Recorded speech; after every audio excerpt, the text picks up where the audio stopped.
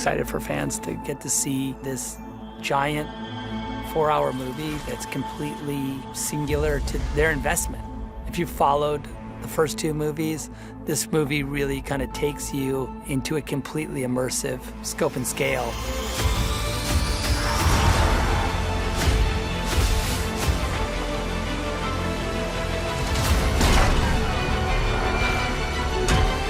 The fan community has sort of risen up demanding this version. Well, because of the promise I've made them over the course of the 2 other movies, it has created this movement that said, we need to know how it ends.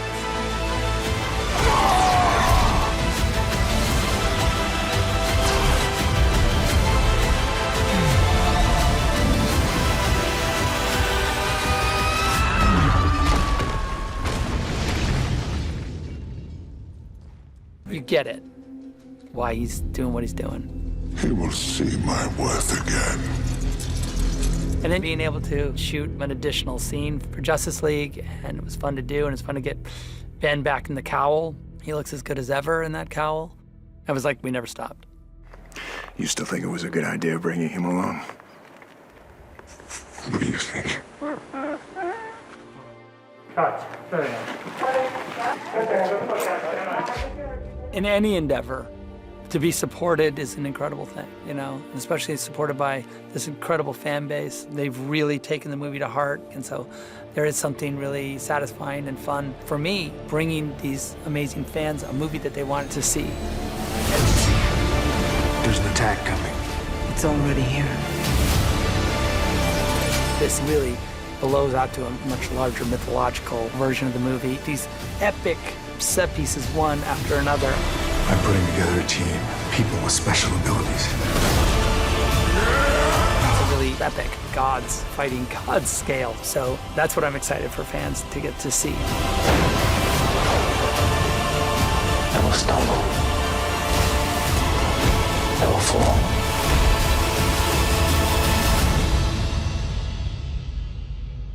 They will join you in the sun, Cal.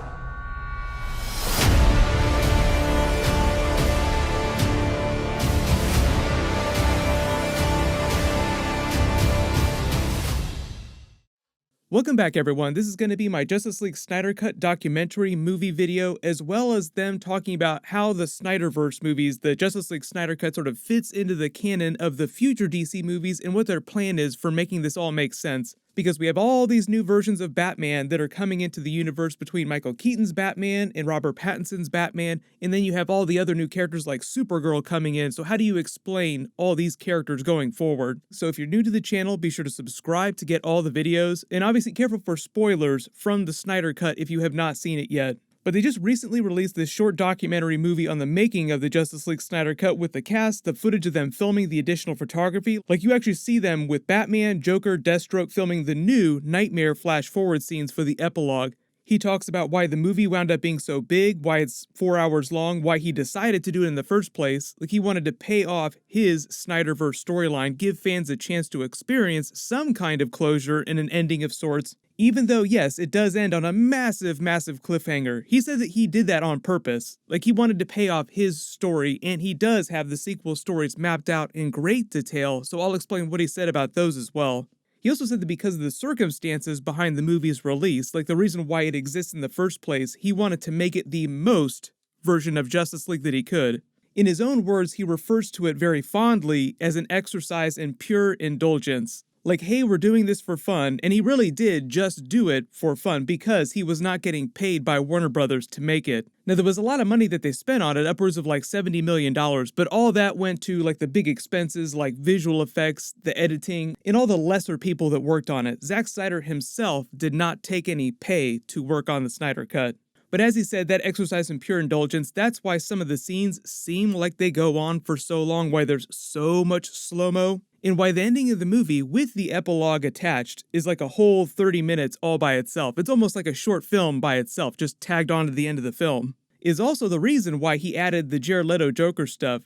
when originally Joker was never supposed to be in his original version of the Justice League film. Like, he wanted to pay off this moment between Batman and Joker that he didn't think that he would ever be able to do in future movies, which is where he would have eventually paid this story off, between them and the dead Robin. The rest of the cast also talk about working with Zack Snyder, but a lot of the interview footage, especially with, say, like Henry Cavill, is from a couple years ago when they were originally working on the first cut of the film. Most of the work that he did to make the Snyder Cut was actually just finishing special effects, visual effects, and editing on the mountain of footage that he'd already filmed back in 2016 and 2017 before he left the project. There was only a tiny bit of additional photography that they did last year, like the Joker scene that you see them filming here.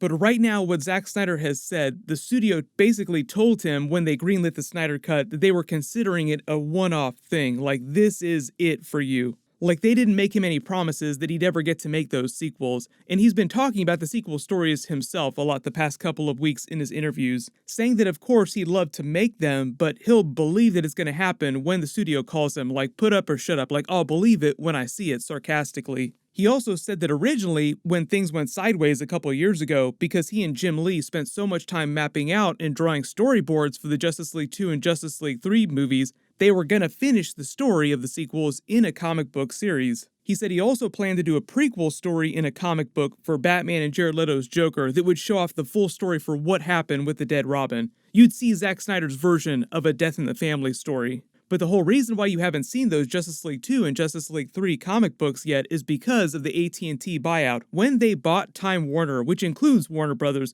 Zack Snyder said the comic book project fell through, like it got canceled in the mix. But now, a couple years later, if there was enough fan interest, they could probably get that going again. So it sounds like that's more likely to happen. The new Warner Brothers CEO also just reiterated today in a brand new interview how she considers the Justice League Snyder Cut the final Zack Snyder movie. Like, we really wanted him to be able to tell his story, but they're being very non-committal about bringing Zack Snyder back to work on future DC films. Never say never, though. It's always possible that he comes back to do some different sort of HBO Max series. Like, even if they don't bring him back to do another DC movie, he could do some separate HBO Max series in the future.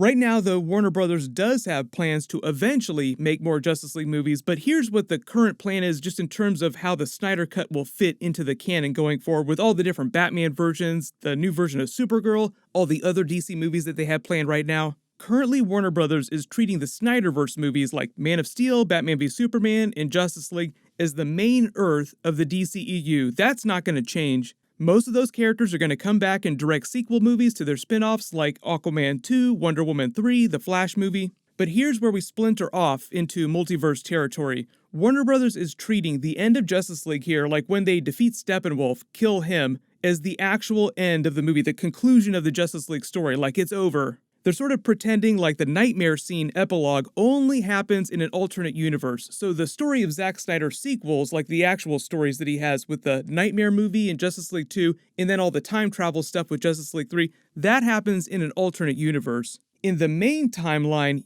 then you go forward from this moment where they defeat Steppenwolf to the events of the Aquaman movie, the Flash movie, the Shazam movie, Black Adam, pretty much every other DC movie that's coming up except for Robert Pattinson's Batman movie and the new Superman movie that they just announced, which is rumored to be a Val Zod movie. The Batman movie, per Matt Reeves, is set in its own universe. It's like its own bubble of continuity. It also takes place pretty close to present day in the timeline, so that's how they're explaining why Batman looks 20 years younger all of a sudden, but somehow it's still present day. Pretty much every other upcoming DC movie, though, still set in that main pre-Knightmare Snyderverse version of Earth.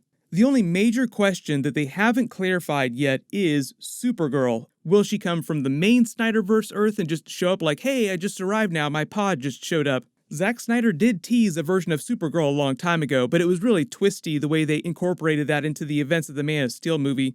Or will her new character just come from a totally different Earth of the multiverse? She's going to appear in the Flash movie. It's a multiverse movie, so it's pretty easy to explain how she comes from an alternate universe. But I think the idea is to make her a relatively simple character to understand. They don't want to get too crazy with it. Then what they're going to do with Ben Affleck's Batman and Henry Cavill's Superman going forward is they're bringing Ben Affleck's Batman back for at least one last big crossover movie in the Flash movie. He'll be giving the Flash's new multiverse time travel suit that they showed off in the Flash movie teaser. And after that, I think him coming back just depends on the right kind of story or cameo scene. Never say never.